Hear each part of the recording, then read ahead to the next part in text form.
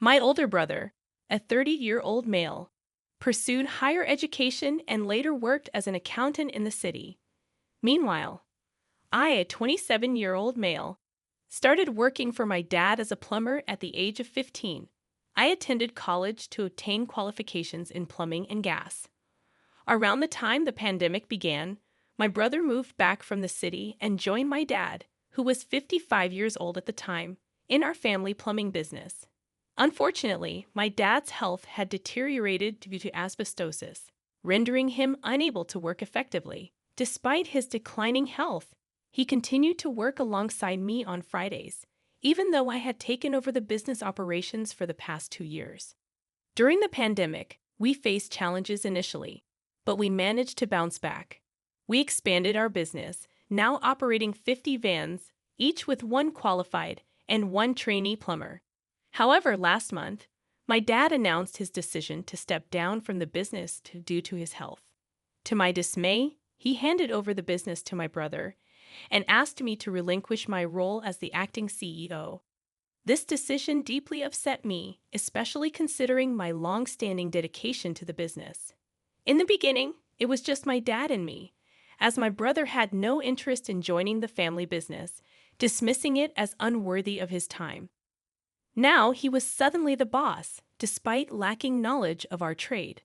I confronted my dad about his choice, but he justified it by pointing out my brother's family responsibilities and university education. Many of our employees were also unhappy with this decision, expressing their intention to leave if I did. Faced with this situation, I decided to leave the family business and start my own. Despite the hurtful messages and criticisms I received, I expressed gratitude to those who supported me.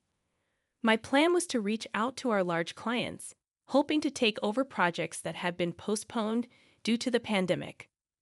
I also had the support of 20 colleagues willing to work with me. With my savings from the past 12 years, I believed I had enough to start my own business and stand on my own feet. Despite the challenges, I was determined to make my new venture successful, although I couldn't help feeling guilty about competing with my family. You shouldn't have to endure this injustice. They not only took the business away from you, but also from all the loyal employees who don't want to work under an inexperienced CEO. It's not just about you, Hall. It's about everyone affected by this decision. Your father could have split the business 50-50, with your brother handling the accounting side and you managing production. I would suggest offering this solution to your father. If he refuses, I would advise cutting all contact and blocking relatives. In your shoes, I would start my own business and never look back. Your brother turned his back on the family business while you poured your heart and soul into building it. Honestly, I thought your brother's return would unite us all into one big family company. It's heartbreaking that your father allowed this to happen, especially the significant pay cut you had to endure. This clearly shows how he values you compared to your brother. I am truly sorry for what you're going through. I hope you find the strength to run your brother's business out of the market. Thank you for your support. The most difficult part is that my brother agreed to the pay cut. I was still earning a decent wage, but it felt like a betrayal. I'd always believed my father would divide the business between us, not leave me on the sidelines after everything I did to build it. Now for an update. I want to make it clear that I don't intend to start a business with the purpose of destroying my brother. Despite my anger, I've invested almost 13 years in this business, and I don't want to see anyone lose their job or witness the downfall of the company. It's currently 5 a.m. in England, and your support has been invaluable.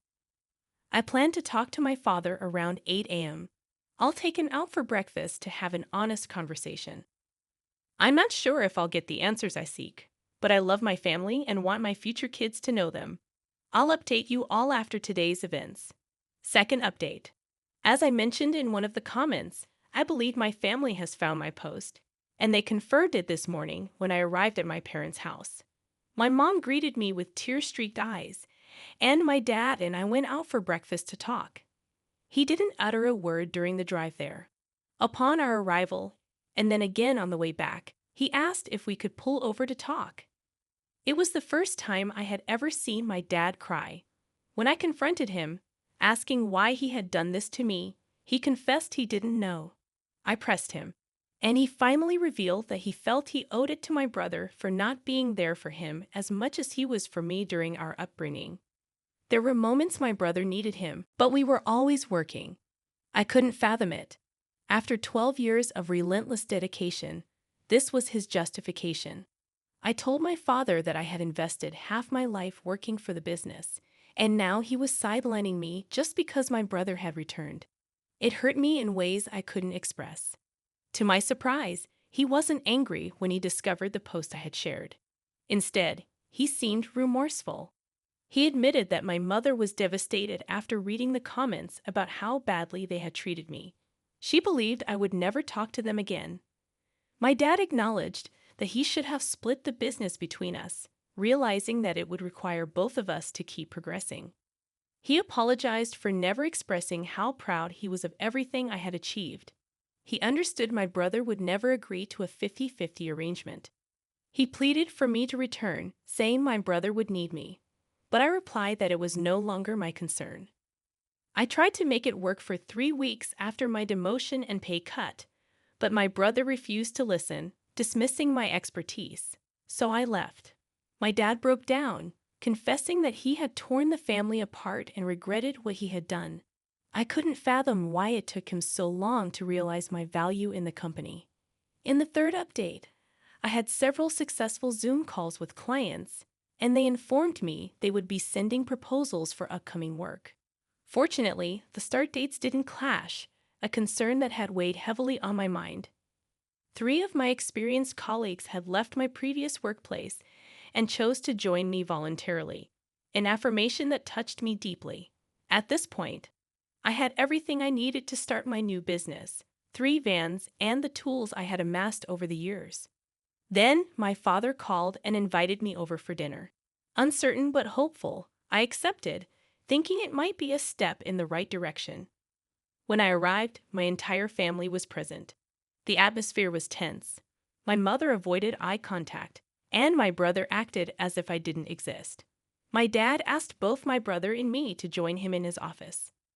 He began questioning when I would return to the company, stating that they needed me back early Monday morning. I couldn't believe what I was hearing. I told them both that I wouldn't be returning, that I had started my own business. I questioned my brother, asking what he meant by we, considering he was the one who had been given the business. My brother lost his temper, demanding to know why I would leave if I truly cared about the company. I didn't hold back, expressing my frustration. I reminded him that I had dedicated 12 years of my life to make the company successful, just like him. Unlike him, I didn't seek all the glory, and I wouldn't allow myself to be treated poorly. I told him to leave so I could talk to Dad. I confronted my father, asking him about his apology earlier in the day and why he expected me to return despite everything. He couldn't meet my gaze. I said my goodbyes to my cousins, nieces, and nephews and walked out. I spent about 3 hours writing, finding solace before returning here to share my thoughts. I want to express my gratitude to everyone for the personal messages, comments, rewards, and all the encouraging words. I'll try to respond to everyone, but I'm exhausted and will likely fall asleep. In the 4th update, it's been a while since I last shared. I've had a lot going on in the past few weeks. The new business is thriving. We have plenty of work and are making good money. At the year's end, I plan to expand, and I couldn't be happier about that. My fiancé and I are overjoyed. She's busy planning our dream wedding, although she wants me to wear a suit. I insist on my kilt. Waking up next to her every day brings me immense happiness. She's been my rock through everything. Regarding my family, my father and brother still refuse to talk to me. They declared they won't attend our wedding, even though they haven't been invited. My mother contacts my fiancé, asking about wedding details but won't talk to me. On the brighter side, my fiancé's family has been incredible, helping with the lawsuits, assisting with wedding preparations, and much more. I am deeply thankful for their support. Other members of my family have backed off, apologized, and expressed a desire to make amends for the hurtful things that were said. My fiancé and I have decided to have our wedding in November. After we're married, we plan to try for children. We're both excited about becoming parents. The next story revolves around my business and the decision not to split control equally between my children. I'm a 65-year-old electrician from Germany, looking forward to settling down, traveling with my wife, and spoiling our grandchildren for the rest of our lives. I have built up a small business with 23 employees. My son, Alexander, who is 36 years old, will take control of it. I also have two daughters whom I am proud of. Laura, 34, has a master's degree in biochemistry, and Marie, 30, is a middle school teacher in mathematics and sports. Recently, I shared my plan of family gathering. Laura was supportive, but Marie accused me of favoritism, which I denied. I explained that Alexander had worked with me for 17 years, starting as a trainee and eventually earning his master's license as an electrician. He has demonstrated passion, dedication, and leadership, training 7 of our employees along the way. My daughters were offered opportunities to work with me during school holidays, but they pursued their own careers, which my wife and I supported financially and emotionally. I sought opinions on Reddit, asking if I was in the wrong. Most responses were in favor of my decision to leave the business to Alexander. People pointed out that hard work should be rewarded, emphasizing that he had invested his time and energy in the business and had helped make it successful. They agreed that leaving the business to him was a way to ensure stability for our employees and their families. Additionally, they acknowledged that it was my business and my money, and I had the right to decide who should inherit it. German law might have different views, but the consensus was that my choice was justifiable. In this situation, it's crucial for your uncle and cousins to consult a lawyer, as there might be legal costs involved in compensating his other children when he decides to pass the company to only one child. It's not being in a hole, it's just practical business sense. Marie may lack experience in this industry or running a business, which makes your son, Alexander, the most qualified candidate, given his 17 years of dedicated work with you. Marie's bitterness appears to stem more from Alexander's close relationship with you than from the handover of the business. It's worth considering that both Marie and Alexander had equal opportunities. They could have chosen to pursue a career as an electrician, but only Alexander followed through.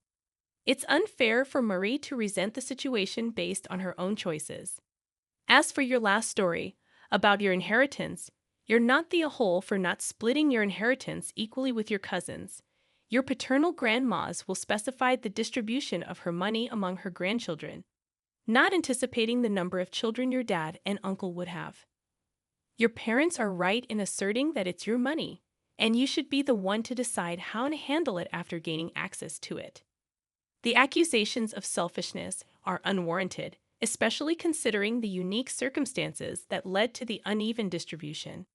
Your upbringing and your parents' financial decisions are entirely unrelated to the situation at hand. I had to buy my own car, while my cousins had theirs bought for them by their parents.